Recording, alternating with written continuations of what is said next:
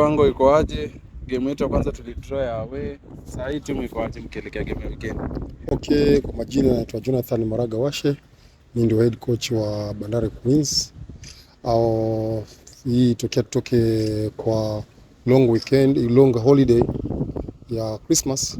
Tucheze game yetu ya kwanza hii mwaka na Moving the Goalpost ambayo huko ni derby. But tukapata draw ya bila. Na labda sasa hii timu iko aje mkielekea game ya weekend? Game tulipata majeruhi katika ile game ya Moving the Goalpost sababu bado depth yangu haijakuwa mzuri, manake so far tuko na only 16 players na 3 ndio makipa. So nilipoenda katika game ya MTG nilikuwa na 4 injuries, alafu pia nikapata nyingine. So ule mmoja na wa forward kidogo anajaribu. So Godwin atakuwa vizuri katika hiyo game ambayo tutacheza nayo Sunday na tuku ile kutoka Nairobi. Tulipata draw, sasa tutarajie nini kwa hii game yetu ya pili? Hiyo obviously win. Ni win. Win.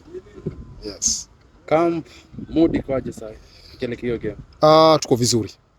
Tuko vizuri sana, tumeamka vizuri kwa sababu naweza sema pia ile game tu ya kwanza hii mwaka ile mood ya holiday watu kufatiki kusafari, lakini sasa wamefunguka, wako vizuri.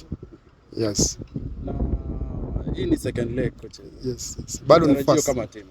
Sasa hii bado ni first leg kwa sababu tumecheza game ya 9, sasa tunaenda game ya 10, then tuende tena kule Nyahururu tucheze game yetu ya 11, then tuanze second leg.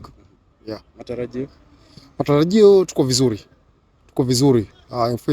Second leg itaanza mwezi wa pili, hiyo nafikiria ni win zote.